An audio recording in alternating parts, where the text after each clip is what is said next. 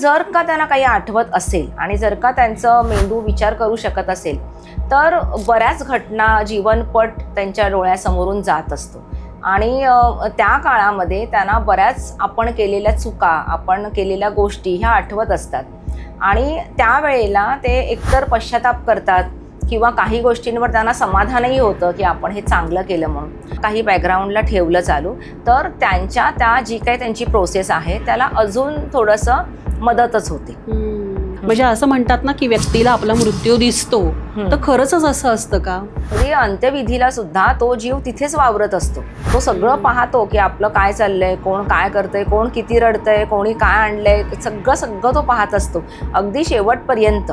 ते बऱ्याच जणांना स्वप्नात ते येऊन सांगतात की मला मदत करा किंवा मी इथे खूप त्रासात आहे वगैरे, असेही अनुभव मी ऐकलेले आहेत. तुम्ही लक्ष ठेवा, तुमची कृपा राहू दे, तुमचे आशीर्वाद राहू दे असं म्हटलं की त्या जीवाला वाटतं की माझी अजून जबाबदारी संपलेली नाही इथली, त्यामुळे तोही मध्ये अडकतो. तर आपण हे त्यांना म्हटलं पाहिजे की आता आम्ही अगदी सुखरूप आहोत, तुम्ही तुमच्या मार्गाने जा पुढे निघून. मुक्तीचे प्रकार वेगवेगळे आहेत. म्हणजे आहे त्या स्थितीमधून तो मुक्त होणं म्हणजे मुक्ती. म्हणजे तो समजा की मरणासन्न अवस्थेत आहे तर तिथून तो सुटला की त्याची ती मुक्ती झाली. त्यानंतर तो त्या प्रेत योनीत आहे, तिथून तो सुटला की त्याची तिथे मुक्ती झाली. व्यक्तीच्या अंतिम क्षणी त्याच्या मनात जी इच्छा असेल त्यानुसार त्याचा प्रवास घडतो का? जन्ममृत्यूच्या फेऱ्यात फारसं न अडकता किंवा तुमचा सोल जर्नी आहे तो मृत्यूनंतरही सुखकर व्हावा, यासाठी मग आपण आत्ता जिवंतपणे काय करू शकतो?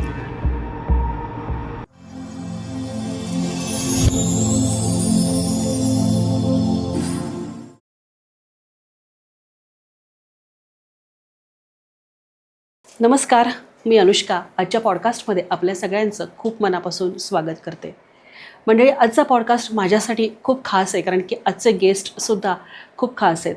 आज साक्षात मी ज्यांच्याकडनं क्रियायोग शिकले अशा साक्षात गुरुमाई, की ज्यांना श्री स्वामी समर्थ बाबाजी, भद्रबाहू महाराज या सगळ्यांचा वरदहस्त लाभला आहे. आणि अशी विभूती आज आपल्यासोबत आहे आणि अतिशय वेगळा विषय घेऊन आम्ही आज आपल्यासोबत गप्पा मारणार आहोत. तर मी फार काही बोलत नाही, त्यांना ओळखीची सुद्धा गरज नाही आहे. जगभरात क्रियायोगाशी ज्यांचं नाव जोडलं जातं अशा साक्षात गुरुमाई रुद्रात्मिका जी आज आपल्यासोबत आहेत. गुरुमाई, आजच्या पॉडकास्टमध्ये आपलं खूप मनापासून स्वागत. जय बाबाजी. जय बाबाजी. आणि मला खूप कृतकृत्य वाटतंय की तुमचे चरण आज आपल्या अनुस्मी चॅनलच्या पॉडकास्टला आणि आशीर्वाद मिळाले, तर खूप छान वाटतंय. माझ्या भावना मला अशा व्यक्त करता येत नाही आहेत, पण तुम्हाला कसं वाटतंय? हो, मलाही खूप छान वाटतंय. आणि किती दिवस चाललं होतं आपलं हे की इथे यायचं, योग जुळून आला. हो, पण आज योग जुळून आला आणि खूप छान आणि खूप छान विषय. म्हणजे अगोदर आपण घेतला असता तर कदाचित इतका छान विषय नसता आपल्याला सुचला, पण आज तो आपल्याला सुचलाय, त्याच्यामुळे प्रेक्षकांनाही तो ऐकायला फार आवडेल. तर तुमची अनुमती असेल तर आजचा पॉडकास्ट आपण सुरू करूयात, प्रश्न उत्तरं सुरू करूयात. तर सुरू करतोय आम्ही, पण त्याआधी जर तुम्ही अजूनही चॅनलला सबस्क्राईब केलं नसेल तर नक्की सबस्क्राईब करा आणि हा पॉडकास्ट शेवटपर्यंत बघा. नक्कीच खूप अमेझिंग गोष्टी तुम्ही इथनं घेऊन जाल ही आशा आहे. तर पुन्हा एकदा स्वागत गुरुमाई. आणि विषयसुद्धा असा एक काय म्हणू तसा गंभीर आहे की मरणासन्न अवस्था जेव्हा एखाद्या व्यक्तीची असते तिथपासून त्याचा आत्म्याचा प्रवास आणि पुनर्जन्म या विषयावरती आज आपण बोलणार आहोत. तर मला म्हणजे घरात जेव्हा एखादी व्यक्ती मरणासन्न अवस्थेत असते तेव्हा घरातली अर्थातच सगळ्यांचीच ती परिस्थिती असते की काय करू सुचत नाही, परंतु त्याही पेक्षा त्या आत्म्याची काय स्थिती असते हे जाणून घ्यायला. बरोबर. मरणासन्न अवस्था म्हणजे आधी आपण प्रेक्षकांना सांगूया. मरणासन्न अवस्था म्हणजे शेवटची अवस्था की जेव्हा ती व्यक्ती वृद्धापकाळामुळे किंवा एखाद्या गंभीर आजाराने जेव्हा अतिशय आजारी होऊन मरणासन्न अवस्था म्हणजे जेव्हा काही उपचार आता शक्य नाहीत, जेव्हा डॉक्टर सांगतात की तुम्ही आता फक्त प्रार्थना करा आणि ह्यांना घरीच यांची सेवा करा असं जेव्हा सांगितलं जातं तर त्या अवस्थेला मरणासन्न अवस्था म्हणतो. म्हणजे ती अवस्थेमध्ये ती व्यक्ती आणि आपण फक्त मृत्यूची वाट पाहतो, बाकी दुसरं काहीच करता येत नाही आणि ईश्वराला प्रार्थना करतो की ह्यांना खूप चांगली गती मिळावी आणि ह्यांचा प्रवास पुढचा चांगला व्हावा, एवढंच. तर त्या काळामध्ये बरेचदा जी व्यक्ती आजारी आहे ती कधी कधी ना एकतर ती कोमात असते किंवा ती बेशुद्ध अवस्थेत असते किंवा अशी बोथट झालेली असते त्यांची विचारसरणी की त्यांना काही आठवत नसतं, काही सुचत नसतं. पण जर का त्यांना काही आठवत असेल आणि जर का त्यांचं मेंदू विचार करू शकत असेल तर बऱ्याच घटना, जीवनपट त्यांच्या डोळ्यासमोरून जात असतो. आणि त्या काळामध्ये त्यांना बऱ्याच आपण केलेल्या चुका, आपण केलेल्या गोष्टी ह्या आठवत असतात. आणि त्यावेळेला ते एकतर पश्चाताप करतात किंवा काही गोष्टींवर त्यांना समाधानही होतं की आपण हे चांगलं केलं म्हणून. पण त्यावेळेला आपली इतरांची एक काही जबाबदारी असते की जे नातेवाईक आसपास आहेत. आपण काय करतो की कोणी नातलग भेटायला आलं किंवा काही कोणी आलं तर आपण त्यांना सतत विचारतो, पहा पहा आमच्याकडे पहा, ओळखलत का, बघा बघा कोण आलंय, यांना भेटा, हे तुम्हाला भेटायला आले आहेत. तर त्यावेळेला त्या व्यक्तीचा जो प्रवास सुरू झालेला आहे पुढच्या दिशेने तर ते डिस्टर्ब होतात फार. आणि ते जेव्हा नाईलाजाने किंवा कंटाळून आपल्याकडे बघतात तर ती नजर ही नसते योग्य आपल्यावर पडण्यासाठी, कारण की त्या नजरेत नाराजी असते त्यांची. आणि म्हणून त्यांना शक्यतो असं डिस्टर्ब करू नये. आणि जर का ते त्यांना नाही पाहायचं आहे किंवा त्यांना नाही आता इन्व्हॉल्व्ह व्हायचं आहे कोणत्या गोष्टीत, कारण की ते आता भूलोकाकडनं पुढे भुवर लोकाकडे चाललेत असा त्यांचा तो एक प्रवास असतो. तर त्यामुळे त्यांना डिस्टर्ब करू नये आणि त्यांना सतत हे आले ते आले, तुम्ही हे खाता का, तुम्हाला काय खायचं आहे, तुमची काय इच्छा आहे किंवा असं काही सतत त्यांना न विचारता गरुड पुराणातला एखादा आपण अध्याय वाचू शकतो त्यांच्यासाठी, विष्णू सहस्त्र नामावली वाचू शकतो किंवा प्रार्थना करू शकतो, गीतेचं काही एखादा अध्याय त्यांना ऐकवू शकतो. असं जर का काही बॅकग्राऊंडला ठेवलं चालू तर त्यांच्या त्या जी काही त्यांची प्रोसेस आहे त्याला अजून थोडंसं मदतच होते आणि त्यांचा प्रवास चांगला होतो.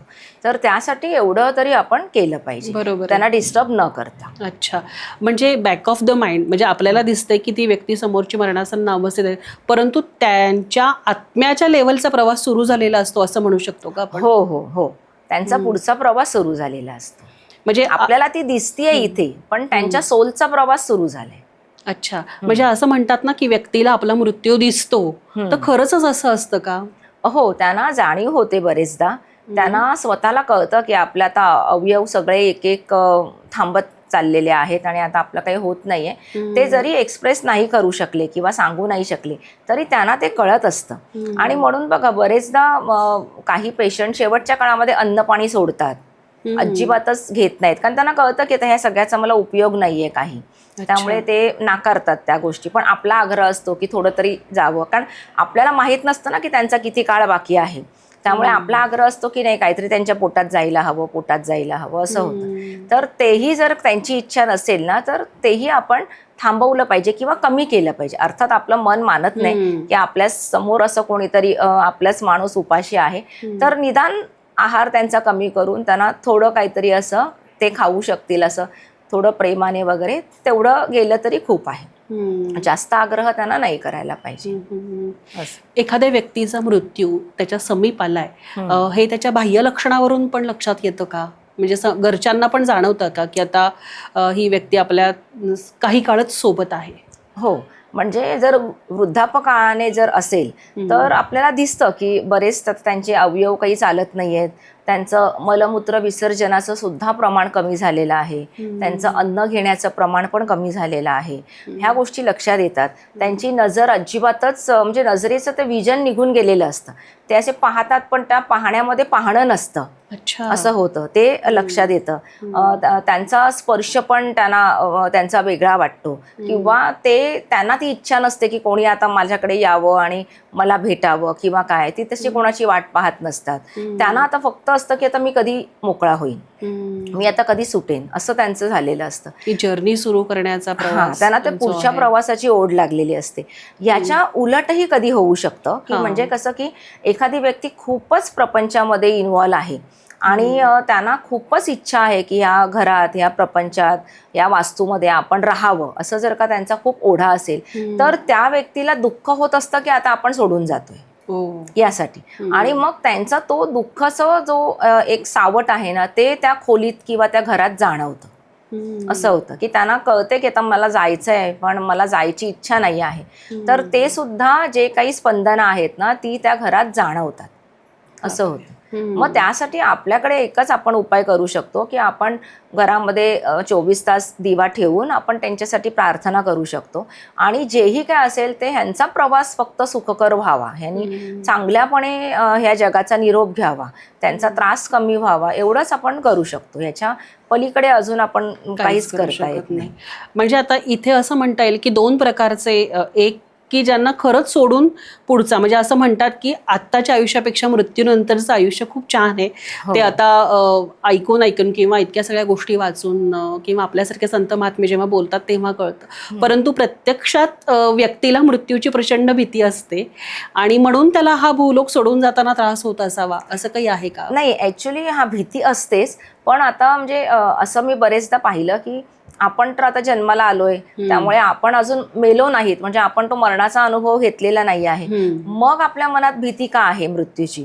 तर आपल्या सबकॉन्शियसमध्ये कुठेतरी गतजन्माच्या मृत्यूचा एक ते स्मरण, मेमरी असते. अच्छा. आणि त्यामुळे ते दुःखही असतं. कारण की जसं मी म्हणते ना की मृत्यूनंतर इतरांना जितकं दुःख होतं त्याच्यापेक्षा जास्त दुःख त्या जीवाला स्वतःला होतं की आता मी आता यांच्यात नाही, आता मी इथून निघून जाणार, हे सगळे आहेत तसे आहेत, हे सगळं आहे तसं चालणार, पण मी यांच्यामध्ये नाही, ह्याचं त्या जीवाला स्वतःला खूप दुःख झालेलं असतं आणि म्हणून तो जास्त रडतो स्वतःसाठी. असं होतं. म्हणजे अगदी अंत्यविधीला सुद्धा तो जीव तिथेच वावरत असतो. तो सगळं पाहतो की आपलं काय चाललंय, कोण काय करतंय, कोण किती रडतंय, कोणी काय आणलंय, सगळं तो पाहत असतो अगदी शेवटपर्यंत. आणि म्हणजे तो एक ध्यानाचा प्रकारच तो खरा तर म्हटला जातो की त्याच्यामध्ये आपण आपलंच मृत्यू पाहतो आणि आपल्याला ते रिअलाइज होतं. म्हणजे मी हे ध्यान सांगते लोकांना करायला की तुम्ही हे ध्यान करा की जे आपण बसलोय आणि स्वतःचाच अंत पाहतोय आणि पाहिल्यानंतर आपलं सगळं झालं, विधी झालं, सगळं झालं, तरीही आपण विचार करतोय. मग हा विचार कोण करतोय? तर तो शरीर नाही विचार करत, आपला आत्मा विचार करतोय. मग आत्मा आहे, तो निरंतर आहे, तो काही त्या आगीमध्ये तो जळून खाक नाही झालेला. ते शरीर गेलं पण आत्मा बाकी आहे आणि मग त्या जीवाला ना आत्म्याचं जे अस्तित्व आहे ना ते प्रकर्षाने जाणवतं आणि मग त्या देहाबद्दलची आसक्ती कमी होते. कारण की आपली जी काही आसक्ती आहे ती देहाबद्दल असते. मी म्हणजे हा शरीर असंच समजत असतो माणूस कायम. पण नंतर जेव्हा कळतं की मी म्हणजे हे शरीर नाही, अनेक शरीर मी आतापर्यंत धारण केलेले आहेत आणि मी तर वेगळाच आहे या सगळ्यांपेक्षा, हे जेव्हा कळतं ना तेव्हा त्या देहाबद्दलची किंवा त्या जीवनाबद्दलची आसक्ती कमी होते आणि ते होणं एखाद्या योग्यासाठी किंवा एखाद्या आध्यात्मिक जीवासाठी खूप आवश्यक असतं. म्हणून मग मी त्या प्रकारचं ध्यान शिकवते आणि सांगते की तुम्ही यातनं बाहेर पडा, की ह्याचा आता मोह नका ठेवू, ह्याच्यातनं बाहेर पडा. कारण की कधी ना कधी, आज नाही 20 वर्षांनी 40 वर्षांनी आपल्याला हा देह सोडायचा आहे, हे जग सोडायचं आहे. जी गोष्ट सोडायचीच आहे त्याचा किती मोह करायचा आपण, असं मी नेहमी सांगते. पण अर्थात प्रत्येकाची एक स्वतःचे संस्कार असतात आणि असं वाटतं ना की अरे हे माझं आहे, ह्या देहाला माझंच नाव आहे किंवा हेच ह्या देहाचं नाव माझ्या सोलला आज मी वापरतो आहे, तर कसं काय मी ह्याला वेगळं समजू, असं प्रत्येकाला वाटतं ते. पण शेवटी काय ती वेळ येतेच एक दिवस आणि जसं आपल्या संतांनी सांगितलंय की कितीही देह तू कितीही त्याला टिकव, कितीही त्याला आंजरलं गोंजरलं तरी तो 2 तासाच्या वर त्या आगीत टिकत नाही, तो तिथे संपतो आणि त्याची किती एक शेरभर राख त्याची फक्त तयार होते. असं आहे. खूप शाश्वत सत्य आहे हे आणि जितक्या लवकर आपण ते पचवू तितका पुढचा म्हणजे सगळा प्रवास सुखकर होईल असं म्हणतात. तर आता हे आपण मरणासन्न अवस्थेबद्दल बोललो, परंतु खूप लोकांची डेथ म्हणजे मृत्यू हा अचानक होतो, तेव्हाही त्या सोलला धक्का बसत असेल ना. म्हणजे आत्महत्या आहे किंवा ऍक्सिडेंट आहे, अपघाती मृत्यू आहे किंवा विचार न करता सडन कार्डियक म्हणजे अरेस्ट होतात लोकांना, तर ह्यामध्येही ते आत्मे म्हणजे आतले सोल शॉक असतात. खूप ते म्हणजे ते तर खरंच त्यांची अवस्था फार विकट असते अशा वेळेला. ज्यांनी आत्महत्या केली आहे त्यांच्या मनाची तयारी असते की आता आपण मरणार आहोत, त्यामुळे त्यांना तो धक्का नसतो की अरे आपण मेलो, आता आपण नाही याच्यात. त्यांचा वेगळा त्यांना धक्का असतो की आपण हे का केलं, असं होतं. कारण केल्यानंतर काही वेळानंतर त्यांना हे जाणवतं की आपण हे करायला नको होतं, आपण हे का केलं, आपण जर आज असतो तर आपण ही सुधारू शकलो असतो परिस्थिती, तर हे आपण का केलं. आणि त्यामुळे त्या जीवाला पश्चाताप पुष्कळ होत असतो आणि तो त्यामुळे दुःखी आणि नाराज असतो आणि मग तो मदतीसाठी शोधत असतो की मला कोण मदत करणार, पण त्याला नक्की काय मदत हवी आहे हेही माहीत नसतं. की मला जर कोणी भेटलं तर मी काय मदत त्याच्याकडे मागायची हेही कळत नसतं. आणि म्हणून बरेचदा आपल्याला काही आत्मे असे फक्त दिसतात असं होतं. म्हणजे माझ्या बाबतीत तसं होतं की फक्त दिसतं, कळत नाही की ह्यांना काय मदत हवी आहे आपल्याकडनं. आणि मग अशा वेळी मी त्यांच्यासाठी फक्त विष्णू सहस्त्रनाम म्हणते की बाबा त्यांचा पुढचा प्रवास व्यवस्थित होऊ दे आणि त्या पुढे जाऊ दे. कारण की आता पुन्हा काही ते देह धारण करू शकणार नाहीये. ज्यांचं अपघाती निधन होतं त्यांचं काय, तर त्यांच्या बाबतीत तर मी असं म्हणेन ना की आता बऱ्याच रस्त्यांवर मला असं प्रवास करताना जाणवतं की बाबा ह्या रस्त्यांवर आहेत असं काही प्रकार, इथे कधीतरी अपघात झालाय आणि ते जीव आजही इथे आहेत. तर बरेचदा आम्ही अशा काही रस्त्यांच्या म्हणजे रस्त्यावरच्या अशा भटकणाऱ्या जीवांसाठी विष्णू सहस्त्र नामावली सगळ्या साधकांनी म्हटली होती. आणि त्याचा इतका उपयोग झाला की त्या ठराविक रस्त्यांवर जिथे खूप अपघात व्हायचे ते कमी झाले. असं झालं की कारण की एकदा झाला की ते असंतुष्ट जीव परत दुसऱ्यांना त्यात ओढून घेतात, असं ते सतत सुरू झालेलं. पण मग ते केल्यानंतर त्या रस्त्यांवरचे अपघात कमी झाले असं आम्हाला पुण्यातल्या नवले ब्रिजसाठी करायला हवं. हो ना. कारण कायम नवले ब्रिज वरती अपघात होत असतात. अपघाताचं सत्र सतत चालू असतं. कायमच होतात या गोष्टी. सो असं काही उपाय तिथेही करून बघायला हरकत नाही. म्हणजे पुण्याच्या आपल्या सगळ्या साधकांनी ते करायला काहीच हरकत नाही. किती अर्धा तास लागतो विष्णू सहस्त्र नामावली म्हणायला. पण जर का ते प्रत्येकाने आपापल्या घरी एकाच वेळी जर ठरवून म्हटलं बुधवारच्या दिवशी तर हा प्रॉब्लेम खूप कमी होऊ शकेल, असं होईल. तर तो त्यांचा तो धक्का जो असतो ना की अरे मी आता नाही, आणि ते खूप प्रयत्न करतात सांगण्याचा की मी आहे, मी इथे आहे, मला काही नाही झालंय असं. पण त्यांना हे कळत नाही की आपण त्या देहाशी आपला संबंध आता संपलेला आहे आणि आता काय आपण त्या देहात जाऊ शकत नाही. देह समोर पडलाय पण आपण त्याला काही करू शकत नाही. तर ती अवस्था त्यांची खूप दयनीय असते आणि अतिशय दुःखात ते जीव असतात. आणि अचानक सगळं सुटलं ह्यांचं, त्यांना एक तर शॉक असतो, आता आपण ह्या देहात जाऊ शकत नाही, देहाचं आकर्षण असतं ते त्यांना करू शकत नाही, जाऊ शकत नाही. त्यामुळे फार त्यांची वाईट अवस्था असते. तसंच अटॅक आलेल्या लोकांची की अचानक ते गेले, त्यांनी खूप काही प्लॅनिंग केलेले असतात, उद्याचे परवाचे अगदी संध्याकाळचे, आणि अचानक असं काहीतरी होतं. आपण हल्ली पाहतो की अगदी खूप आनंदाचा काहीतरी कार्यक्रम सुरू आहे आणि अचानक एखाद्याला काहीतरी होतं आणि तो देह सोडतो. तर त्यावेळेला मग त्यांना त्या सगळ्या इच्छा त्यांच्या राहतात की जे त्यांनी प्लॅनिंग केलेलं असतं की मी आता हे करणार आहे, ते करणार आहे, मग त्या सगळ्या त्यांच्या इच्छा राहतात आणि ते जीव अक्षरशः दुःखात असतात, प्रचंड दुःखात असतात. आणि त्यांना जोपर्यंत मदत मिळत नाही त्या लोकांमध्ये, कारण की त्या लोकांमध्ये काय होतं की त्यांचे एकतर पूर्वज त्यांना येऊन मदत करू शकतात किंवा कोणी वरिष्ठ एखाद्या साधकाची किंवा कोणाची अशी त्यांच्यावर नजर पडलीच म्हणजे वरच्या लोकातल्या, तर वरच्या लोकातून ते ह्यांना मदत करायला खाली येऊ शकतात. पण हे खालून त्यांची मदत घ्यायला वर नाही जाऊ शकत. मग ते जेव्हा येणार आणि ते जेव्हा ह्यांना मदत करणार तेव्हाच त्यांची थोडं ते रिलॅक्स होतात की बाबा ठीक आहे आता मी इथे राहू शकतो किंवा आता माझा पुढचा प्रवास सुरू झालाय. पण तोपर्यंत ते खूप अस्वस्थ असतात आणि ती अस्वस्थता त्यांच्या जवळच्या लोकांनाही जाणवते. अच्छा, असं होतं. म्हणजे बऱ्याच जणांना स्वप्नात ते येऊन सांगतात की मला मदत करा किंवा मी इथे खूप त्रासात आहे वगैरे, असेही अनुभव मी ऐकलेले आहेत की घरची गेलेली व्यक्ती येऊन वारंवार सांगते की मला इथे त्रास होतोय. आणि अशा वेळी ती व्यक्ती म्हणजे ज्यांना स्वप्न पडतायत ते काहीच करू शकत नाही ना, कारण की त्या अवस्थेमध्ये त्या प्रेत योनीत काहीच करता येत नाही त्यांच्यासाठी. असं होतं. त्यामुळे खूप कठीण होऊन जातं की काय नक्की करायचं. फक्त प्रार्थना करू शकतो आपण, विष्णू सहस्त्रनामावली वाचू शकतो की जेणेकरून त्यांना एक पाऊल ते पुढे जातील. बरोबर आहे. असं ही सगळी जी अवस्था असते भरकटलेली किंवा ते तिथे त्यांना बरं वाटत नाही किंवा त्यांना पुढची गती मिळत नाही, हे साधारण किती दिवस टिकतं?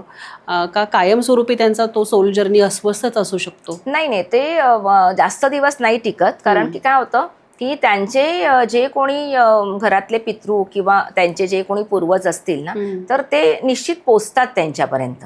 अच्छा. आणि त्यांना ते मदत करतात, आपल्यासोबत घेऊन जातात पुढे, एवढं नक्की होतं. किंवा त्यांची जवळची कोणी एखादी गेलेली व्यक्ती असेल, ती जर का त्या आसपासच्या किंवा वरच्या लोकात असेल तर ती त्यांना येऊन मदत करते.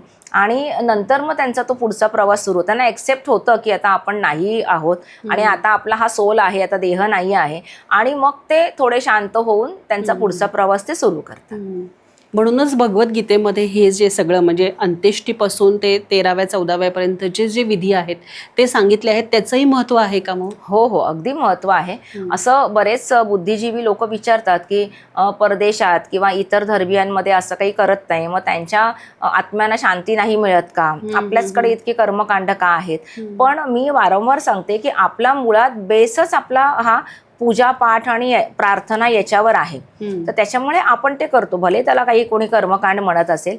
तर त्यामुळे आपल्याकडे जी काही आहे पद्धती की ठराविक दिवसांनंतर एक विधी होतो, त्यानंतर महिन्यानंतर होतो आणि हे सगळे विधी आपण एकत्र 12व्याच्या दिवशी करतो आणि त्यानंतर मग आपण पहिलं वर्ष श्राद्ध करतो. तर त्या सगळ्या ज्या अवस्था आहेत ना त्या अतिशय गरजेच्या आहेत. म्हणजे त्या सगळ्या ज्या पूजा आहेत त्या खूप महत्त्वाच्या आहेत आणि म्हणून ती श्राद्ध आपण ते 10वं करतो, 12वं करतो, 13वं करतो. त्यानंतर 3रं पण काही ह्याच्याकडे केलं जातं, काही ठिकाणी 7वं केलं जातं आणि फार आवश्यक असतं की त्यांना पाणी देणं. आणि म्हणून ते तर्पण विधीला खूप महत्त्व आहे की ते जेव्हा इथून जातात ना तेव्हा त्यांना जलाची खूप आवश्यकता असते आणि म्हणून ते जल त्यांना देणं हे अतिशय गरजेचं होतं. आणि म्हणून त्यांना 3ऱ्या दिवशी वगैरे आपण ते त्यांना त्यांचं तर्पण केलं जातं, त्यांना अन्न दिलं जातं, त्यांच्यासाठी वाडी ठेवली जाते वगैरे. कोणी 3ऱ्या दिवशी कोणी 7व्या दिवशी असं ठेवतं, पण ती त्यांना त्यांच्यासाठी फार आवश्यक असते. ते घेतल्यानंतर ते पुढचा प्रवास सुरू करतात असं होतं. त्यामुळे त्यांना ते भोजन घरचं आणि पाणी हे अतिशय आवश्यक असतं.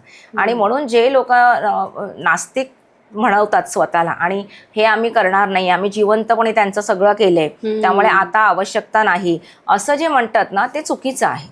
कारण की तुमची जशी ते जिवंत असताना, तो जीव जिवंत असताना जी काही तुम्ही जबाबदारी पार पाडली तशीच त्या जीवाला पुढचा मार्ग मिळेपर्यंत सुद्धा जबाबदारी आहे, तर ती पूर्ण केली पाहिजे. नाहीतर तुम्ही त्या जीवाला मध्येच अडकवून ठेवता आणि मग आज नाही उद्या त्यांचा तो राग, त्यांचा तो जो काही आपल्यावरचा तिरस्कार आहे तो यायला लागतो आणि मग नंतर आपण म्हणतो की बराच पितृदोष आहे, हे आहे ते आहे.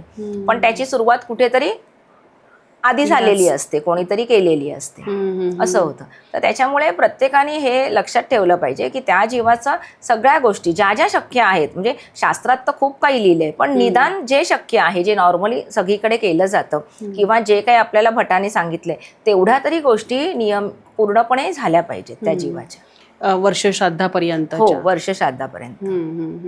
आणि मग त्याच्यानंतर श्राद्धही तितकंच महत्वाचं आहे की 1 वर्षानंतर तुम्ही ते श्राद्ध किंवा त्यांचं वारंवार स्मरण करणं पण गरजेचं आहे का, किंवा त्या तिथीला? ऍक्च्युली 1 वर्षापर्यंत ते प्रेत योनीत असतात आणि त्याच्यानंतर ते पितृयोनीत जातात.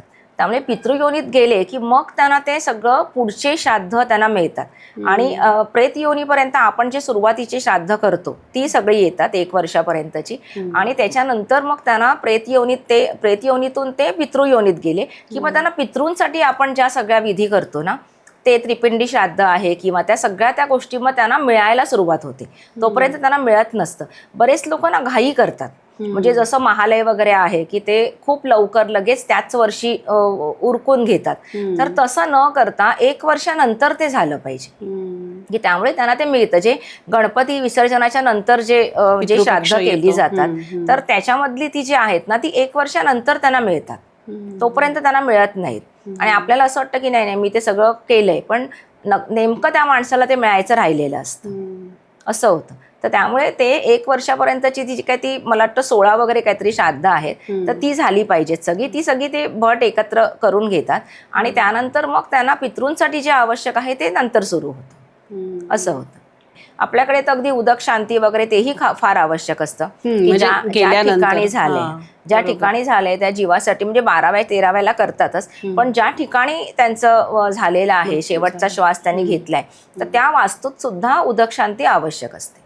आणि मग त्या उदक शांतीमध्ये नॉर्मल आपल्या नेहमीच्या गणेश पूजन, नवग्रह पूजन, यज्ञ वगैरे असं असतं आणि शुद्धी होते आणि त्या घरामध्ये त्यांचा वावर न व्हावा, त्यांनी पुढच्या मार्गाला जावं असा त्याच्या मागे हेतू असतो. आणि ही प्रार्थना आवर्जून करावी जेव्हा आपण ते करतो अंत्य, म्हणजे आपले सगळे श्राद्ध वगैरे, तेव्हा फॅमिलीने एकत्र उभं राहून ही त्यांच्यासाठी प्रार्थना करावी की आम्ही सगळे सुखरूप आहोत आणि तुम्ही सुखरूपपणे तुमचा पुढचा मार्ग घ्या, तुम्ही आता मागे वळून पाहू नका, आम्ही सगळे व्यवस्थित आहोत. हे आश्वासन देणं खूप गरजेचं असतं.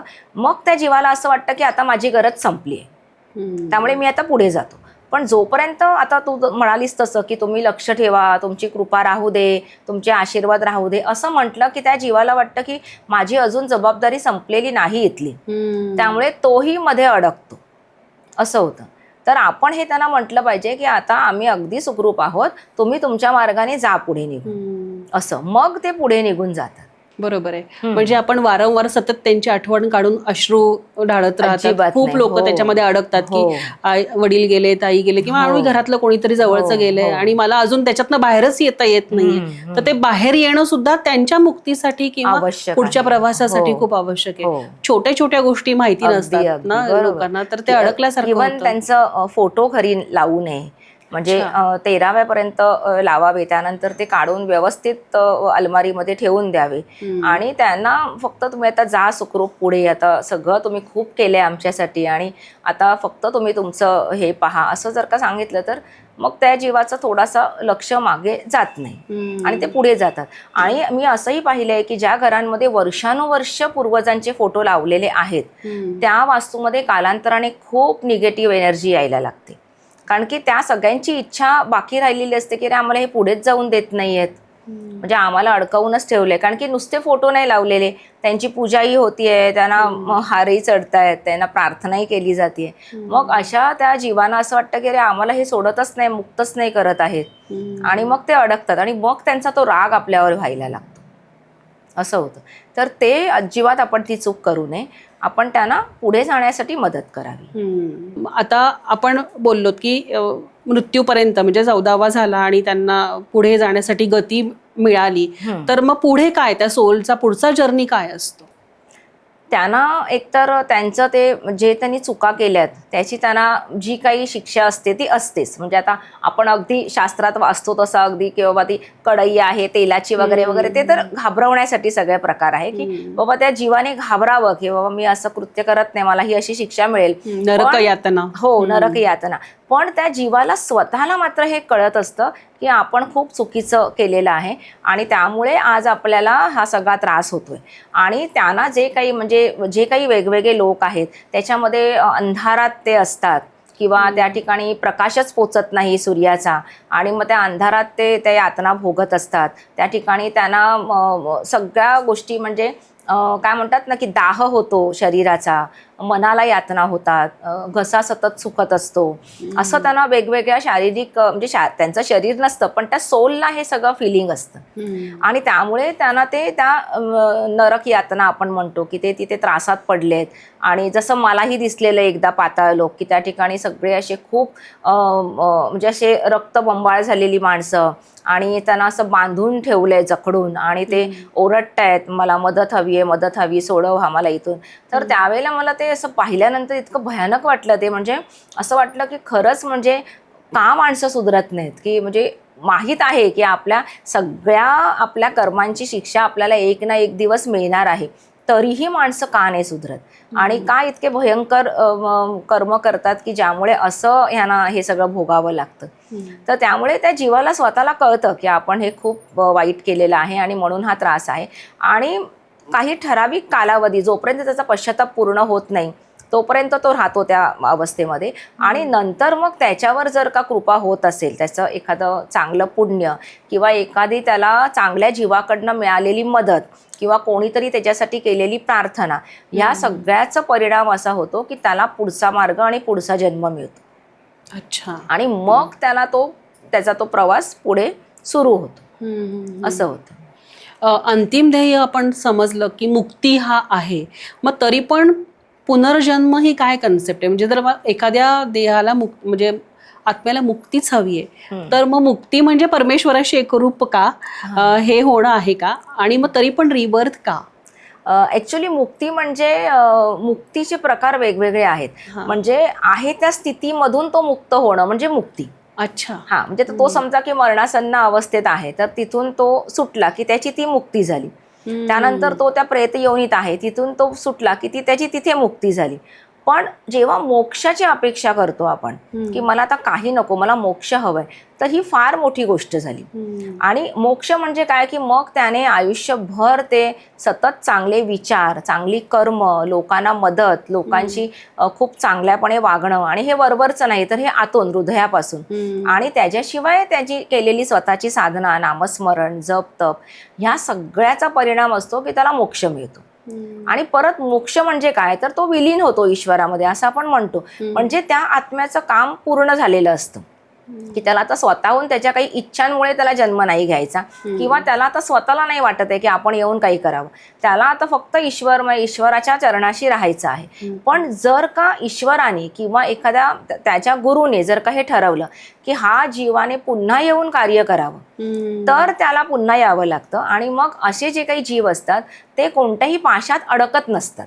जसे आपण जे सगळे आपले संत महात्मे पाहतो ते सगळे तसे आहेत की ते ईश्वराच्या इच्छेने त्यांनी धर्तीवर येऊन पुन्हा कार्य केलेलं आहे. त्यामुळे त्यांना स्वतःची काही इच्छा नाही, स्वतःची काही आसक्ती नाही, स्वतःबद्दल कसला काही मोह नाही. त्यांनी फक्त देण्यासाठी जन्म घेतला, लोकांची सेवा केली, लोकांना ज्ञान दिलं, लोकांना खूप काही त्यांचं संरक्षण केलं, आणि मग ते पुन्हा त्यांच्या धामी निघून गेले असे. आणि गेल्यानंतरही त्यांचं लक्ष पुन्हा आपल्याकडेच आहे असं. तर त्यामुळे असे आपल्या संत सगळ्या माऊली आहेत त्या अशाच ईश्वराच्या इच्छेने आलेले ईश्वरी अंशच आहेत ते सगळे. आणि म्हणून आपण त्यांना पाहतो की हे इतके निरासक्त कसे असू शकतात की त्यांना काहीच नको असतं, त्यांची गरजच नसते कसलीच काही.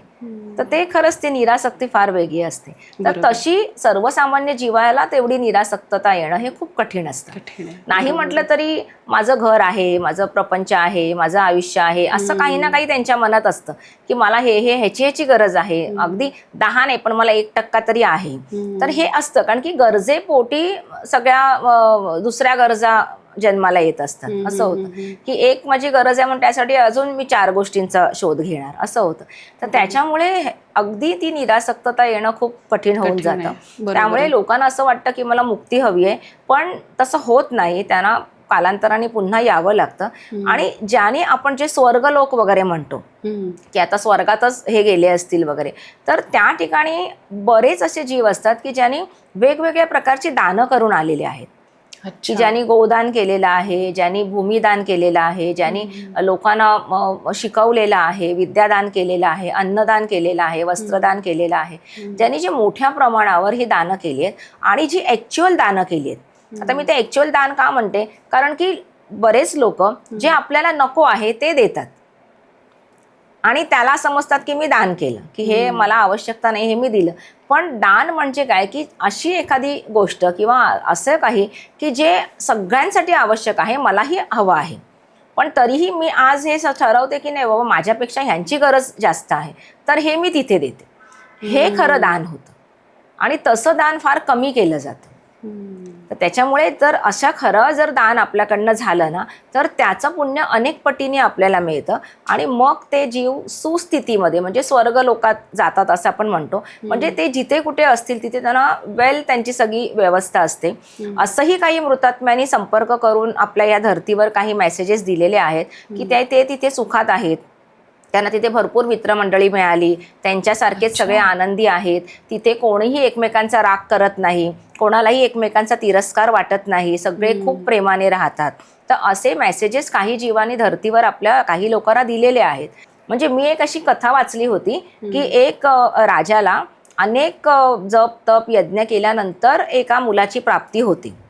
आणि ऋषी येऊन सांगतात की जर का तुम्हाला दीर्घायुषी मूल हवं असेल तर ते अतिशय उद्धट असेल, आणि जर का तुम्हाला अल्पायुषी मूल हवं असेल तर ते अतिशय सुकुमार अगदी खूप चांगला मुलगा होईल. तर तुम्हाला काय हवंय? तर त्यांनी सांगितलं की मला चांगला मुलगा हवाय, म्हणजे चांगला जीव माझ्याकडे यावा असं मला वाटतं. आणि मग तसं अतिशय चांगल्या जीवाची त्यांच्याकडे पाठवणी होते. आणि तो मुलगा 12 वर्षाचा झाल्यानंतर साप चावून तो मुलगा जातो. मग ते गेल्यानंतर वडील वेडे होतात अक्षरशः की रडून, आणि म्हणजे आता मी काय करू, मी कोणतं जग आता हलवू की माझा मुलगा मला परत मिळेल असं त्यांना होतं. कारण की मुलाच्या मोहात ते हे विसरून गेलेले असतात की मीच हे स्वीकारलं होतं की मला असा मुलगा हवाय की जो कमी जगला तरी चालेल पण तो उत्तम असला पाहिजे. पण त्यांना हे माहीत नसतं की कमी म्हणजे अवघे 12 वर्ष. आणि मग ते खूप रडतात. मग ते ऋषींकडे ती क्षमता असते की ते त्यांना सांगतात की तू ध्यान लाव आणि तुला आम्ही मदत करतो प्रवास करायला, तू तुझ्या मुलाला भेटून ये जिथे तो मुलगा आहे तिथे. तर ते बसतात ध्यानाला आणि त्यांना ते ऋषींच्या ताकदीने ते पुढे जातात. गेल्यानंतर ते अशा एका लोकात पोचतात की जिथे खूप छान निसर्गरम्य सगळं आहे. तसं एकदा मीही ते लोक पाहिलं होतं की मलाही ते निसर्गरम्य आणि खूप छान असं, म्हणजे सूर्याची किरणं पण इतकी कोमल होती की अशी सोन्यासारखी होती अगदी तिथे, असं मला दिसलेलं. तर त्यांना दिसतं की एका अशा छान पाळण्यावर एक मुलगा बसलाय पाठमोरा. तर त्यांना असं वाटतं हा माझाच आहे का, म्हणून ते पुढे जातात, बघतात तर त्यांचाच असतो. तर ते म्हणतात की अरे, त्याला मिठी मारतात, अरे तू विसरलास का, आम्हाला तुझी इतकी आठवण येते, तुझ्यासाठी आम्हाला काही सुचत नाही, आम्ही अन्न पाणी घेत नाही आहोत, असं तसं. तर तो मुलगा असं अगदी त्रयस्थसारखा त्यांच्याकडे पाहतो आणि म्हणतो कोण तुम्ही असं. तर ते म्हणतात की अरे मी तुझा वडील, तू विसरलास का. तर तो म्हणाला कोणत्या जन्मातले. तर त्यामुळे त्यांना असं वाटतं की कसं काय, म्हणजे हा इतका कमी वेळेत कसं काय मला विसरला.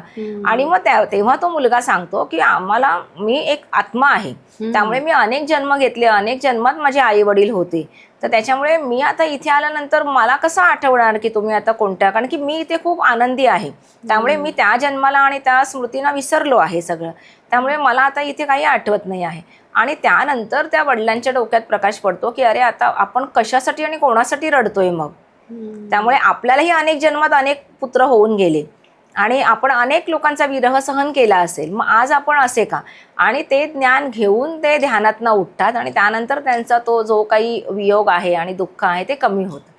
त्याच्यामुळे असं जर का प्रत्येकाला, म्हणजे खूप कठीण आहे खरं तर हे स्वीकारणं आणि हे, पण हे आपल्याला निश्चित आपल्याला एक माहीत असायला पाहिजे की जी व्यक्ती गेली आहे त्यांचा पुढचा प्रवास वेगळा आहे आणि आता आपण त्यांना डिस्टर्ब करू नये आणि आपण आपलं जीवन जगावं. बरोबर आहे. या ठिकाणी एक प्रश्न असा येतो की व्यक्तीच्या अंतिम क्षणी त्याच्या मनात जी इच्छा असेल त्यानुसार त्याचा प्रवास घडतो का, किंवा ते काय आहे ते नेमकं सांगा. म्हणजे आपण जेव्हा आधी ऑफ द कॅमेरा बोलत होतो तेव्हा हा विषय झाला होता. म्हणजे अंते मती सा गती असं म्हटलं जातं की जी शेवटच्या काळामध्ये जी मती असेल, जे विचार असतील तशीच गती किंवा त्याच अनुषंगाने पुढचा जन्म होतो. तर याच्यामध्ये आपण अगदी उत्तम उदाहरण जर घ्यायचं झालं तर महाभारतातील आपण भरत राजाचं घेऊ शकतो की त्यांनी सगळं आपलं राज्यकारभार सगळं सोडलं आणि साधना करायची म्हणून ते अरण्यात निघून गेले. पण तिथे गेल्यानंतर ते एका हरणीचं पिल्लू त्यांना मिळालं आणि त्याच्या प्रेमात ते इतके पडले की त्याची काळजी घ्यायला लागले. मग तो कुठे गेला, नजरेसमोरून तो कुठे गेला की तो कुठे गेला असेल, त्याला तर वाघाने तर नाही ना खाल्लं, काय झालं असेल, इतकी त्यांना काळजी वाटायची. तो भेटेपर्यंत ते त्याला शोधायचे. म्हणजे जो वेळ त्यांना साधनेसाठी द्यायचा आहे तो वेळ ते त्याला शोधायला त्याच्या मागे द्यायचे, असं व्हायचं. आणि नंतर तो आलाच नाही बरेच दिवस तो आला नाही आणि मग हे आजारी पडले आणि त्यांनी त्याच्या विचारामध्ये, त्याच्या चिंतेमध्येच देह सोडला की तो कुठे असेल, त्याचं काय झालं असेल. आणि त्यांना जो पुढचा जन्म मिळाला तो हरणीचा मिळाला. कारण की त्यांनी हरणाचं स्मरण करत करत देह सोडला होता. तर तसंच आपलं सुद्धा आहे की जर का आपण आपल्या संपत्तीचा विचार करत की तर माझ्यानंतर ह्या संपत्तीचा कसा विनियोग होईल, याचं नीट होईल ना सगळं, असं जर का केलं तर आपल्यालाही तसाच एक कंजूस व्यापाऱ्याचा जन्म की बाबा पैसे करतच सतत, पैसे म्हणजेच ईश्वर असं ज्यांचा विचार आहे तसा एखादा जन्म मिळू शकतो. त्याच बरं कधी कधी काय होतं की त्या कुटुंबामध्ये पुन्हा जन्म मिळणं मुश्किल असतं. म्हणजे समजा की सगळ्यांचं मुलं बाळ झाली आहेत, सगळं झालंय, आता त्या कुटुंबात येणं शक्य नाहीये. मग त्या जीवाची पुन्हा ती घालमेल असते की मी आता कसं काय ह्या कुटुंबाशी हे ठेवू. कारण की देह सोडेपर्यंत ते त्यांना आसक्ती असतेच ना कुटुंबाबद्दल. नंतर त्यांना विसर पडतो किंवा नंतर ते पुढे जातात वगैरे हे होतं, पण आहेत तोपर्यंत आसक्ती असते. मग त्यांना ती एक चिंता असते की मी कसं काय ह्या कुटुंबात परत येणार. आणि मग असं नसेल तर मग कुठल्या तरी जवळपासच्या कुटुंबात जन्म घेऊन त्यांची अटॅचमेंट त्या कुटुंबाशी फार राहते नंतर, असं होतं. म्हणून ती एखादं लहान मूल बघा शेजाऱ्याच्याच घरी सारखं जात असतं किंवा सारखा त्यांचा ओढा तिथे असतो, किंवा एखादं नातलगाचं मूल आपल्यालाच जास्त लाईक करत असतं किंवा आपल्याकडे सारखं येत असतं. तर ते काही ना काही त्या सोलचं नातं असतं आणि म्हणून ती Connection अटॅचमेंट असतं. त्यावेळेला खूप असते. आणि मग त्या योगे पुनर्जन्म तिथे घेतला होतो जातो. हो, म्हणजे त्या इच्छेने त्या ह्याच्याने पुनर्जन्म होत असतो बरेचदा. आणि मग तसं असतं की तो जवळपासच्या कुठेतरी किंवा रिलेटेड त्या काही गोष्टींच्या असं म्हणजे जी तो राहिलेली जन्म आसक्ती होतो. आहे ती पूर्ण करण्यासाठी म्हणून तो पुनर्जन्म असू शकतो. हो, आसक्ती पूर्ण करण्यासाठीच सगळे जन्म असतात. कारण की माणसाला म्हणजे असं म्हणतात की अगदी साखर खायची इच्छा जरी राहिली ना शेवटच्या क्षणी, तरीही तो पुन्हा येतो अरे पलटून. बापरे.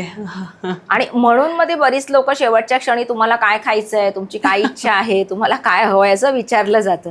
तर त्याच्यामुळे की ते लोकांच्या डोक्यात असतं की बाबा यांची एखाद्या इच्छेमुळे यांचा आत्मा कुठे हे त्रासात नको जायला, म्हणून ते विचारलं जातं. पण मी आता मगाशी म्हटलं तसं मरणासन्न अवस्थेत लोकांना नसते त्याचं काही भान की आपण उपाशी आहोत किंवा काय आहे. पण जे शाबूत आहेत, ज्यांना कळतंय पण ज्यांना घेता येत नाहीये किंवा एखाद्या आजारामुळे ते खाऊ शकत नाहीयेत, तर त्यांची अन्नावरची वासना खूप राहते. आणि मग अशा वेळी त्यांची जी काही वाडी ठेवली जाते ती वाडी तिथून ते त्यांची तृप्ती करून घेतात. मग ते तिथून अन्न पाणी घेतात, त्यांच्या आवडीच्या वस्तू घेतात. आणि म्हणून मग त्यांच्या आवडीच्या वस्तू दरवेळेला आपल्या त्या श्राद्धामध्ये घरातले कुटुंबीय ठेवत असतात की त्यांना ह्या वस्तू मिळाव्या आणि त्यांना त्यांचा लाभ व्हावा, त्यांना आनंद मिळावा त्याच्यातून. आणि आपला जो वर्ष असतो ना तो त्यांचा एकच दिवस असतो. परलोकामधला आपलं जे वर्ष आहे ते त्यांचं एक दिवस असतं. त्यामुळे आपण जे वर्षातून एकदा ते 15 दिवस येतात ना, ते 15 दिवस त्यांची दुपार असते त्या दिवसातली, त्यांची ती मध्यान्नाची वेळ असते. आणि म्हणून त्या ह्याच्यामध्ये आपण जे काही विधी करतो, जे काही त्यांना वाडी ठेवतो, अन्न ठेवतो, ते सगळं त्यांना दुपारी मिळतं. म्हणजे त्यांना इनडायरेक्टली आपण रोजच भोजन देतो. अच्छा, त्यांना रोजच ते मिळतं आपल्याकडनं, असं होतं. खूप सगळ्या गोष्टी अशा अनकलनी आहेत. पण तुम्ही अनेक अशा जीवांना पण मदत केली आहे ना गुरुमाई, की त्यांना मुक्तीच्या प्रवासाच्या दिशेने एखादा अनुभव आठवू शकता, तुम्ही सांगू शकता? तसे तर खूप अनुभव आहेत. आणि म्हणजे काय सांगणार की ह्या जीवांचं मला सगळ्यात पहिलं म्हणजे खूप वाईट वाटतं. म्हणजे भीती अजिबात वाटत नाही, तर मला त्यांच्याबद्दल वाईट वाटतं की ह्या जीवांना कसं म्हणजे हे कळणं किती महत्वाचं आहे की तुम्ही आता इथले नाहीत. म्हणजे तसं मी 1-2 जे मला असे बॅचमध्येच भेटले होते त्यांनाही मी सांगण्याचा प्रयत्न केलेला की तुम्ही आता इथले नाहीत, तुम्हाला आता पुढे जायचं आहे. तुमचा इथला मोह तुम्ही संपवा आणि पुढे जा. आता इथे मी मगाशी सांगितलं तसा एक फरक आहे की मगाशी मी म्हटलं की तो जीव, तो मुलगा तिथे गेला आणि विसरला, कारण की तो उत्तम लोकात गेला होता, त्यामुळे त्याला विसर पडला. पण हे जे बाकीचे जीव असतात ना ते आपल्याच लेवलला वावरत असतात. म्हणजे भूलोक आणि भूवरलोक ह्यात फारसं अंतर नाही आहे. त्यामुळे ते जवळजवळ आणि काही जीव तर भूलोकातच वावरतात, ते अजिबात वरच्या दिशेला जात नाहीत. त्यामुळे ते आपल्याला सतत पाहत असतात, आपण जे जगतोय ते सतत बघत असतात. आणि म्हणून त्यांची आसक्ती इथून एक कणभरही कमी होत नाही. आणि म्हणून मग त्यांना इथेच राहायचं आहे, त्याच लोकांच्या संपर्कात राहायचं आहे, त्यांच्याशीच वावरायचं आहे, असं त्यांचं होतं. जर का म्हणजे मला जे काही जीव दिसले त्यांना मी सांगितलेलं की सगळ्यात पहिले तुम्ही इथले नाहीत, हे त्यांना सांगण्याचा प्रयत्न केला की तुम्ही इथले नाहीत. त्यामुळे तुम्ही इथून जर का तुमच्या जगात गेलात तर तुम्हाला खूप आनंद मिळेल. त्यामुळे आज इथे तुम्हाला फक्त त्रास होणार, कारण की तुम्हाला कोणी पाहू शकत नाही, बोलू शकत नाही, तुम्हाला काही कोणी मदत करू शकत नाही. तर तुम्ही तुमच्या लोकात गेलात की तिथे तुम्हाला सगळे तुमचे समस्या संपतील. असं जर का त्यांचं माइंड मेकअप केलं ना तर ते पुढे जाऊ शकतात, असं होतं.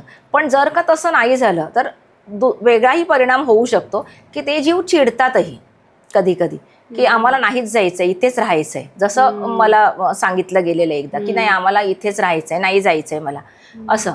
मग त्यावेळेस मग थोडेसे वेगळे उपाय की बाबा त्यांना जायलाच हवं पुढे, त्यांना इथून गेलंच पाहिजे. त्यासाठी मग थोडेसे वेगळे उपायही करावे लागतात, पण त्यांना तिथून जाता आलं पाहिजे. मग त्यासाठी आपण प्रार्थना करू शकतो, विष्णू सहस्त्रनाम करू शकतो, त्यांना वारंवार हे सांगू शकतो की तुम्हाला जायलाच हवंय.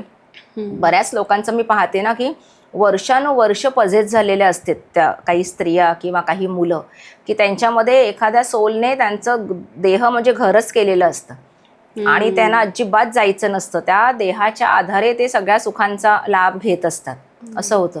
त्यामुळे हे जे असे जीव असतात ना चिवट, ते फार त्रासदायक असतात आणि त्यांना अजिबात बदल नको असतो. म्हणजे कधी कधी मी असं बघितलंय की काही जीव असे चिडतात एकदम की तू का आमच्या मार्गात येते आहेस, आम्हाला नाही जायचं आहे, तू पुन्हा पुन्हा सांगू नकोस वगैरे, असंही होतं. पण आता कसं की एक सुरक्षेचं वेस्टर्न माझ्या आसपास असल्यामुळे ते ह्याच्या व्यतिरिक्त अजून काही करू शकत नाही, की मला माहित आहे की ते त्या रेषेला काय ओलांडू शकणार नाही, ते तिथेच राहणार. आणि जर का आलेच पुढे तर माझ्याकडे तो आहे क्षमता की त्यांना काय करायचं. तर त्याच्यामुळे ते तसं होत नाही. पण त्यांच्या रागावर सुद्धा मला दया येत असते की बाबा ह्यांना मी कसं सांगू की हे नाही बाबा तुझं आहे, तू कशासाठी एवढा आग्रह धरलेला आहेस. कारण की एक तर त्यांनी मृत्यूच्या पूर्वी बरीच कर्म केलेली असतात की ज्यामुळे आज ते पुन्हा भटकत राहिलेले आहेत, आणि आताही ते कर्म करतायत चुकीचं की ज्यामुळे त्यांना पुढचा प्रवास पुन्हा बिघडणार आहे. कारण की आज त्या कुठल्या तरी देहाला ते त्रास देत आहेत आणि पुन्हा त्यांचं आयुष्य त्यांनी बिघडवलेलं आहे. त्यामुळे ते आजही चुकीचं करतात की ज्यामुळे पुढे आणखी अनेक वर्ष पुन्हा त्यांना त्रास होणार आहे. बरोबर आहे. हे सगळं सर्वसामान्य लोकांच्या म्हणजे जर त्यांना ह्याच्यात अडकायचं नसेल तर तुम्ही काय सांगाल गुरुमाई, की नेमकं काय केलं पाहिजे? एकतर सगळ्यात बेस्ट की आपलं नामस्मरण चांगलं असलं पाहिजे. आपण कुठूनही, म्हणजे आता हल्ली हा खरंच प्रश्न खूप आवश्यक आहे. मी आता कालही बघितलं, पुण्यामध्ये काय मुंबईत काय सगळीकडेच रात्री अपरात्री बाहेर फिरणं आणि बाहेर खाणं हे प्रचंड वाढलेलं आहे. म्हणजे असं वाटतं की रात्री हॉटेल्स उघडे असतात, रस्त्यावरच्या त्या सगळ्या गाड्या चालू असतात, लोक उशिरापर्यंत खात असतात, उशिरापर्यंत फिरत असतात. सगळ्याच जागा काय अशा पॉझिटिव्ह नसतात ना. बऱ्याच जागी अशा काही व्हायब्रेशन असतात की ज्या योग्य नाहीत, त्या लोकांना ओळखता येत नाहीत आणि त्यामुळे लोक अशा ठिकाणी जातात, बसतात, फसतात, असं होतं. तर हे त्यांना टाळायला पाहिजे. रात्री अवेळी बाहेर फिरणं किंवा अवेळी खाणं, कारण की तुम्ही जे खाता त्यावर अनेक नजरा असतात, त्या तुम्हाला दिसत नाहीत आणि ते अन्न, त्या अन्नावर अनेकांची वासना असते की जे तुम्हाला माहीत नाही आणि ते अन्न खाल्लं जातं आहे आणि मग त्याच्यातून त्या चुकीच्या गोष्टी आपल्यासोबत येतात, असं होतं. त्यानंतर चुकीच्या जागी फिरणं की म्हणजे आता हे आपण रस्त्यावरचं बोललो, पण जी लोक बाहेरगावी फिरायला जातात त्यांना तर त्या नवीन शहराबद्दल काहीच माहीत नसतं, पण तरीही तिथल्या एकांतातल्या जागेत त्या फिरतात. ती लोक काही कपल्स अशा एकांतातल्या जागा बघतात, असं जिथे कमी लोक आहेत त्या ठिकाणी जाऊन बसतात. मग त्या ठिकाणी नक्की काय, किंवा जुने जुने वाडे आहेत, जुने जुने राजेशाही काही असे महल आहेत की ज्या ठिकाणी माहीत नसतं आपल्याला की इथे काय काय होऊन गेलेलं आहे, काय इतिहास आहे या ठिकाणचा, आणि त्या ठिकाणी वावरलं जातं, फोटो काढले जातात, नको नको त्या विषयांवर बोललं जातं आणि त्याच्यातून त्या काही ऊर्जा यांच्यासोबत येतात, असं होतं. तर त्याच्यामुळे ह्याची खूप काळजी घेतली पाहिजे. नवविवाहित जोडप्यांनी कोणत्या ठिकाणी जावं हे खरंच खूप आवश्यक असतं. पण हनीमूनच्या नावाखाली ही लोक अशा अनेक ठिकाणी जातात की ज्या ठिकाणी जाणं योग्य नाही, अशा ठिकाणी जातात आणि त्यानंतर मग त्या ठिकाणी त्यांचे संबंध येतात आणि मग त्या ठिकाणी एखादा कुठला तरी आत्मा त्यांच्याकडे आकर्षित होतो जो व्हायला नको असतो, असं होतं. तर त्यासाठी खूप काळजी घ्यायला हवी. आणि मी तर असं म्हणेन की जर का अपत्यप्राप्तीसाठी जर का तुम्ही एकत्र येताय तर तो मुहूर्त बघून, ती चांगली वेळ बघून, त्याच्या आधीचे 3 दिवस तुम्ही सात्विक आहार घेऊन अतिशय उच्च विचाराने एकत्र जर आले तर अतिशय चांगला जीव आकर्षित होतो आणि एखादं खूप चांगलं अपत्य आपल्या पोटी जन्माला येऊ शकतं. बरोबर. पण असं न करता केवळ मजा आणि वासनेपोटी ह्या गोष्टी होत असतात आणि त्यातून अर्भकाची निर्मिती होत असते, हे उलट आहे. तर त्याच्यामुळे ठरवून जर का होत असेल तर अतिशय चांगला जीव आपल्याकडे येऊ शकतो. पण ह्या माध्यमातून मग कोणीही येतं, असं होतं. ती जागरूकता महत्त्वाची आहे. ती जागरूकता फार महत्त्वाची आहे. आणि हल्लीची पिढी ऐकत नाही या सगळ्या गोष्टी, त्यांना हे सगळं बिनकामाचं वाटतं आणि त्यामुळे मग ते बरेचदा मी असं बघते की हनीमूनला जाईपर्यंत सगळं छान असतं, तिथनं आल्यानंतर भांडणं सुरू झालेली असतात, तिथेच भांडणं सुरू होतात, मग पुढे सगळा प्रॉब्लेम होतो. यावर विचार नाही केला जात की का असं होतं आहे, असं होतं. आणि जन्ममृत्यूच्या फेऱ्यात फारसं न अडकता किंवा तुमचा सोल जर्नी आहे तो मृत्यूनंतरही सुखकर व्हावा, यासाठी मग आपण आत्ता जिवंतपणे काय करू शकतो? मी आता म्हटलं तसं की एक तर नामस्मरण आपल्याला हवंच आहे. आपण गुरुमंत्र घेतलेला असेल किंवा आपण जे काही कोणाला मानतो त्यांचं सतत नाम ठेवणं, आपल्या इष्टदेवतेला सतत स्मरण करणं आणि एखादी उत्तम साधना आपल्याकडे असणं की जी आपल्या शरीराला, मनाला आणि आत्म्याला सतत संरक्षण देत राहील, अशी उत्तम साधना आपल्याकडे असणं खूप आवश्यक आहे. तसं असेल तर तुम्हाला मग काही कुठेही कसली भीती नसते, ती साधनाच तुमचं संरक्षण करत असते. तरच त्या देहाच्या शेवटच्या क्षणापर्यंत तुमच्या तोंडून परमेश्वराचं नाव येऊ शकतं आणि मग त्याला जी काही चांगली गती मिळेल ती निश्चित असते. नक्की नक्की. की खूप चांगल्या ह्याच्याने जग सोडले, आपण म्हणतो ना की खूप चांगल्या वेळेला गेले, खूप चांगला दिवस मिळाला, खूप चांगलं हे झालं, कोणतंही काही पंचक किंवा हे काही लागलं नाही, तर ते जीव खरंच की बाबा ते मायामोहात न अडकता त्यांनी पुढचा मार्ग स्वीकारलेला असतो. बरोबर. आणि मग काय ते मागे वळून बघत नाही, ते निघून जातात पुढे. बरोबर आहे. आता आपण जे डिस्कशन केलं त्यामध्ये ज्यांच्या मागे अपतेष्ट आहेत त्यांच्यासाठी क्रिया करणारी लोक आहेत किंवा त्यांच्यासाठी उपासना करणारी लोक आहेत किंवा श्राद्ध कर्म करणारी, परंतु असे अनेक लोक आहेत की ते एकटेच राहतात आणि एकटेच जातात. मग त्यांच्यासाठी कोण करणार? त्याच्यासाठी काय उपाय आहे का? त्यांच्यासाठी तर अनेक प्रकारची दानं असतात. आणि जर का आपण असं सांगितलं तर असा विधी केला जातो की ज्याच्यामध्ये आपण स्वतःच श्राद्ध करतो, असं होतं जिवंतपणे. हो, जिवंतपणे, की आपण आपलं श्राद्ध झालेलं आहे आणि आता मी मोकळा आहे असंही. आणि जसं आपण संन्यास दीक्षा घेतो तेव्हाही तसं होतं की त्यांचं नाव आणि ओळख सगळी पुसली जाते. तर तसं करूनही काही लोक पुढे जातात. आणि जर तसं नसेल करायचं तर अनेक प्रकारची दानं, जसं मी म्हटलं की सुवर्ण दान आहे, चांदीचं दान आहे, भूमिदान आहे, गोदान आहे, अशी दानं आपण करू शकतो. खूप चांगल्या गोष्टी, चांगले विचार लोकांमध्ये टाकून आपण पुढे जाऊ शकतो. आणि असं कित्येक लोक असतात की जे एकटेच असतात आणि बरेच लोक तर आपला देह दान करतात मेडिकल कॉलेजसाठी किंवा काही आपले शरीराचे अंग दान करतात.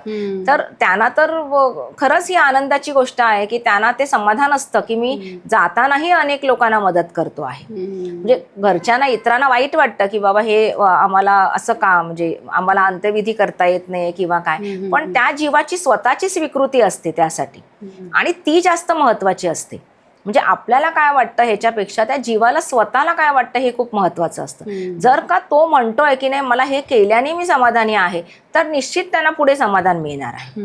आणि जर का तसं नाही झालं तर त्यांची ती इच्छा अधुरी राहते की अरे मला हे करायचं होतं, मग मला हे करता नाही आलं, मला घरच्यांनी अडवलं किंवा मला त्यांच्या इच्छेखातर मी माझी इच्छा व्यक्त नाही करू शकलो असं. तर त्यामुळे त्या जीवाची स्वतःची इच्छा खूप महत्वाची आहे की त्यांना खरंच असं करायचं आहे का. किंवा ते एखादा जीव म्हणतो ना की मी बाबा कुठे अडकलेला नाही, माझं कोणी काही नाही केलं तरी मी पुढे जाणार, तर असा जीवही निश्चित पुढे जातो. कारण त्याला स्वतःला खात्री आहे की मी अडकणार नाही, कारण की मी खरंच कुठे नाहीये, माझी आसक्ती संपलेली आहे. असं जर का असेल तर तोही जीव पुढे जाऊ शकतो. पण जर एखादा जीव अडकलेलाच आहे की नाही बाबा त्याला तर इथून काढणंच महत्वाचं आहे, तर मग त्यांच्यासाठी आपल्याला सगळ्या त्या गोष्टी करणं खूप आवश्यक असतं. बरोबर, की त्या झाल्या पाहिजेत. कारण की बरेचदा संतांचे वगैरे आहे ते त्यांची स्वतःच्याच कर्माने ते पुढे गेलेले असतात. त्यांचे कर्म इतके उत्तम असतात की ते नाही कुठे अडकत, ते पुढे निघून जातात. असं होतं. काही लोक मिसिंग असतात, ते सापडतच नाहीत वगैरे. मग ते मी जसं नेहमी सांगते की तुम्ही त्यांच्यासाठी 5 वेळा विष्णू सहस्त्रनाम म्हणा, की त्यांना जिथे कुठे असतील तिथून तुमचं कर्तव्य संपलं की बाबा तुम्ही त्यांच्यासाठी काहीतरी केलं. आणि तसंही आपण त्यांचं मागे करू शकतो की बरेचसे ज्या काही विधी आहेत त्या करता येतात, पण तेही नाही केलं तर किमान विष्णू सहस्त्रनाम 5 वेळा तरी म्हटलं गेलं पाहिजे की ज्यामुळे त्या जीवाला मदत मिळते. विष्णू सहस्त्र नामावली म्हणता ना? हो, नामावली, जे 1000 नावं असतात ना, ती स्तोत्र नाही म्हणायचे, स्तोत्रांचा वेगळा उपयोग असतो. इथे नामावली आवश्यक आहे असं. आणि ती एक पाऊल तरी त्या जीवाला नक्कीच पुढे घेऊन जाते. आहे त्या स्थितीपासून एक पाऊल निश्चित तो जीव पुढे जातो. बरोबर आहे, असं होतं. अगदी छान. म्हणजे हे सगळं केल्यानंतर आपण एका जीवाला पुढे जाण्यासाठी मदत करणार. ती एक मदत त्यांच्यासाठी खूप महत्वाची असणार आहे, त्यांचा पुढचा प्रवास सुखकर होण्यासाठी. आपलं चॅनल आतापर्यंत जे बघतात ते सगळे स्वामी भक्त आहेत आणि त्याच्यानंतर शंकर महाराजांचे पण भक्त आहेत आणि या सगळ्यांशी तुमचा संवाद होतो. तर मला ऐकायला आवडतील असे काही अनुभव आणि स्वामी तुमच्याशी बोलतात म्हणजे नेमकं लोकांना काय संदेश देतात? तसं तर आजोबांचे म्हणजे आपण मूवीत पण त्यांचं एक आगमन दाखवलंय आणि आजोबांची आगमन बरीच मी पाहिली आणि सगळी ती अशी होती, ती काहीतरी मार्गदर्शनासाठीच होती. आणि महाराजांची खूप छान गप्पा होतात. म्हणजे जेव्हा शंकर महाराज येतात तेव्हा हसत येतात, खेळत येतात, मस्त आम्ही काहीतरी बोलतो आणि असं. तर ज्या वेळेला गुरुपदाच्या दिवशी त्यांचं आगमन झालेलं ना, तर तेव्हा ते मला म्हणाले की एक गोष्ट सांगशील का लोकांना? तर मी म्हटलं हो महाराज, सांगा ना, मी सांगेन. तर मला म्हणाले की जमलं तर सांग, तुला, तू जातेस ना बऱ्याच लोकांसमोर, तर जमलं तर सांग. तर मी म्हटलं हो, मी निश्चित सांगेन. तर मला म्हणाले की माझ्या समाधीवर काही लोक येतात आणि प्रबोधन करतात की हे कसले संत, ह्यांना अशा गोष्टी लागतात. तर तुला जमलं तर त्यांना सांग की हे जे काही सगळ्या गोष्टी आम्ही घेतो ना ते आजच्या काळातलं विष आहे, या कलियुगातलं विष आहे. जसं महादेवाने हलाल त्यावेळी घेतलं आणि सृष्टीला वाचवलं तसं आज आम्ही सुद्धा हे विष घेतो, कारण की आजची पिढी वाचावी, असं ते म्हणाले. आणि तेव्हा मला इतकं वाईट वाटलं की म्हणजे कोण असे ते जीव असतील की अशा ठिकाणी इतक्या दिव्य स्थानाला जाऊन अशा प्रकारे निंदा करणारे. म्हणजे खरंच जर असे कोणी असतील तर त्याने अगदी हे थांबवावं असे काही प्रकार, कारण की किती भयानक हे पाप आहे हे त्यांनाही माहीत नाही. कारण की एक तर त्यांचं अज्ञान आहे की इतक्या मोठ्या विभूतींबद्दल ते असं काहीतरी बोलतात की हे फक्त विभूती नाही तर हे ईश्वरी अंश आहेत सगळे, आणि त्यांच्याबद्दल आपण असं बोलावं. एकतर गुरुला आपण ओळखू शकत नाही, सगळ्यात पहिली गोष्ट. गुरूंच्या लीला आपल्याला कळत नाहीत, त्यांचं काय उच्च ह्याच्यावर ते सगळं असतं ते आपल्या बुद्धीच्या बाहेरचं असतं. त्यामुळे न कळत असताना आपण का आपली मतं देतो. आणि आणखीन एक चूक मी पाहिली आहे बरेचदा की लोक आम्ही महाराजांचे फॉलोअर्स आहोत असं सांगून सिगरेटी फुकत असतात. म्हणजे ज्या गोष्टीला आपण वाचावं म्हणून त्यांनी ते गोष्ट स्वीकारली आहे, तर तीच गोष्ट आपण त्यांचे फॉलोअर आहोत म्हणून आपण लोकांसमोर सिगरेट फुकून दाखवायची की आम्ही महाराजांचे हे फॉलोअर्स, तर हे किती चुकीचं आहे. तर हे अगदी थांबलं पाहिजे. आणि जे कोणी असं करत असतील तर त्यांनी कृपया हे थांबवावं, कारण की हे असं करणं महाराजांना अजिबात अभिप्रेत नाही आहे आपल्याकडनं. तर त्यामुळे आपण या व्यसनांपासून दूर राहावं ही त्यांची इच्छा आहे आणि आपल्याला ते जमलं पाहिजे करायला. बरोबर आहे. असं आपल्याला करता आलं पाहिजे. या सगळ्या गोष्टी म्हणजे टू द टी फॉलो करणं आपण म्हणतो ना की एकदम त्यांनी जे शिकवलं आपल्याला ते आपण व्यवहारात आचरणात आणलं तरच तिथपर्यंत पोहोचू शकू. बरोबर आहे. आता गुरुमाई तुम्ही म्हणताय की एखाद्या आत्म्याचा पुनर्जन्म होतो तर तो त्याच्या आजूबाजूच्या लोकांना कळतो का, किंवा ते सोल त्या लोकांना कसं कळेल की हीच व्यक्ती आपली पुनर्जन्म घेऊन आली आहे?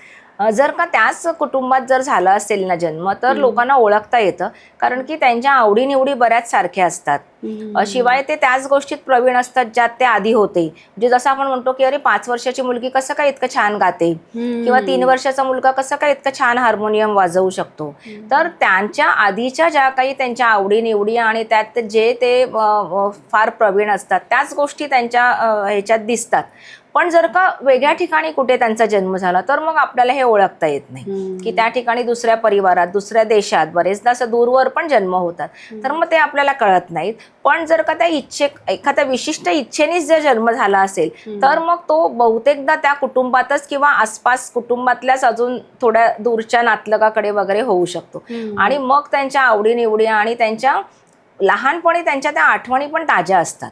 तुमच्यावरती महाअवतार बाबाजी म्हणा किंवा इतर अशा अनेक कृपावंत लोकांची कृपादृष्टी आहे म्हणून ते सगळं तरलंय. परंतु सामान्य माणसांनी यातनं एकच घेऊन जावं की बाबा तुम्ही नामस्मरण करा, किंवा असे जे गुरु आहेत की जे तुम्हाला याच्यातनं भवसागरातनं पार करून नेतील तर त्यांच्या आश्रयाला तुम्ही गेलात तर जरा सोल जर्नी बरा होऊ शकेल किंवा पुढचा मार्ग चांगला येऊ शकेल. बरोबर. आणि गांभीर्याने घेतलं पाहिजे आपलं हे आयुष्य. लोक फक्त मजा मस्ती आणि एंटरटेनमेंटकडे असतात की बाबा आपण कमवावं, त्याचा लाभ घ्यावा, इतकंच लोकांच्या मनात असतं. तर ते न करता आयुष्याचा खरोखर काय उद्देश आहे ते कळलं पाहिजे आणि त्या उद्देशासाठी आपण जगलं पाहिजे. मी नेहमी म्हणते की तुम्ही आयुष्य मोठं नाही करू शकत, पण जीवनाचे उद्देश मोठे करू शकता.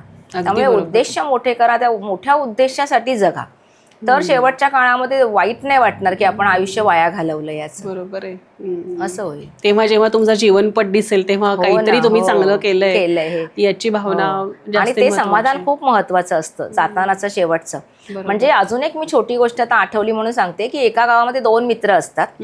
दोघे खास मित्र असतात पण दोघांच्या आवडीनिवडी वेगळ्या असतात. एकाला रोज संध्याकाळी जाऊन गुत्त्यामध्ये म्हणजे बारमध्ये जाऊन दारू पिणं हे आवडचं त्याचं काम असतं, आणि दुसरा असतो तो मात्र संध्याकाळी सत्संगाला जायचा मंदिरामध्ये. दोघांच्या आवडीनिवडी वेगळ्या, पण ते करताना दोघे एकमेकांची आठवण करायचे. म्हणजे तो नेहमी मित्र म्हणायचा की अरे हा माझा मित्र किती छान आहे, की तो किती चांगल्या ठिकाणी जातो आणि करतो, मी काय हे सगळं करतो, पण आता काय मला आवड आहे त्याला, म्हणजे मला आता सवय आहे ती माझी जात नाहीये. आणि तो मित्र म्हणायचा की माझा मित्र मस्त मजा करतोय तिकडे, मस्त छान दारू पितोय सगळं, आणि मी आपलं हे काय माझं हेच माझं चालू आहे असं. एक वेळेस दोघे असे जातात, तो तिकडे हा इकडे, आणि त्या गावामध्ये भूकंप येतो आणि सगळं गाव संपतं. आणि नंतर असं दिसतं की जो गुत्त्यामध्ये होता दारू पीत तो मात्र स्वर्गात गेला, आणि हा जो भजन कीर्तन करत होता तो मात्र वेगळ्या लोकात गेला की जिथे त्याला काही फारशी गती नाहीये. मग त्यांनी विचार केला की असं का, तर त्याच्यावरचं ते उत्तर होतं की त्यांच्या मनात एकमेकांचा विचार होता. तो सतत विचार करायचा की रे माझा मित्र किती छान, तो छान देवपूजा करतोय, सत्संग करतोय, तो चांगले विचार करत होता, आणि हा मात्र की अरे तो किती मजा करतो मस्त तिथे, आणि मी आपलं हेच करतोय. त्यामुळे आपली भावना ही फार महत्वाची असते की तुम्ही शरीराने काय काम करताय आणि तुमच्या मनात काय चाललंय. त्यामुळे याची सांगड जर का घातली गेली व्यवस्थित ना, तरच निश्चितपणे चांगलं होईल काही. नाहीतर आपण शरीराने वेगळं करतोय, मनामध्ये वेगळ्या इच्छा घेऊन चालतोय, तर ते नाही होत. ती सांगड खूप महत्वाची आहे. खूपच छान. म्हणजे जीवनातली ही खूप अनमोल अशी मूल्य आहेत, आणि ती तुम्ही जपत जर सगळ्या गोष्टी केल्या तर आत्ताचाही प्रवास आणि मृत्यू पश्चातचाही प्रवास खूप सुखकर होऊ शकेल असं वाटतंय. मी पण तुमच्याकडे क्रियायोगची प्राथमिक बॅच केली आहे, त्यामुळे ते करताना मला असं कुठेतरी वाटतं की तुम्ही आहात आजूबाजूला, महाअवतार बाबाजी आहेत. म्हणजे ते फिलिंग आपण असं म्हणतो ना की त्या माध्यमातून तुमच्यापर्यंत ते लेअर प्रोटेक्शन येतं. खूप असं रेग्युलर होत नाही, परंतु आज हा पॉडकास्ट माझ्यासाठी सुद्धा खूप महत्त्वाचा आहे की हे जे मी तुमच्याकडून घेतले ते पुढे कंटिन्यू करणं ही माझी कदाचित जर्नी आहे, आणि आज तुमच्या माध्यमातून हे पुन्हा एकदा अधोरेखित झालं. तर खूप खूप आभार तुमचे की तुम्ही इतक्या व्यस्त शेड्यूलमधून आज आपल्या चॅनलवर आशीर्वाद देण्यासाठी आणि आपल्या प्रेक्षकांना इतकं छान मार्गदर्शन केलं, त्यासाठी खूप खूप मनापासून आभार, आणि अशीच कृपा तुमची सगळ्यांवर राहू देत. तर जय बाबाजी. जय बाबाजी. हर हर महादेव. हर हर महादेव. तर मंडळी, हा होता आजचा पॉडकास्ट. गुरुमाईंबरोबर आज आपण इतकी साधक बाधक चर्चा केली. आजचा हा पॉडकास्ट तुम्हाला कसा वाटला हे आम्हाला कमेंट करून नक्की सांगा.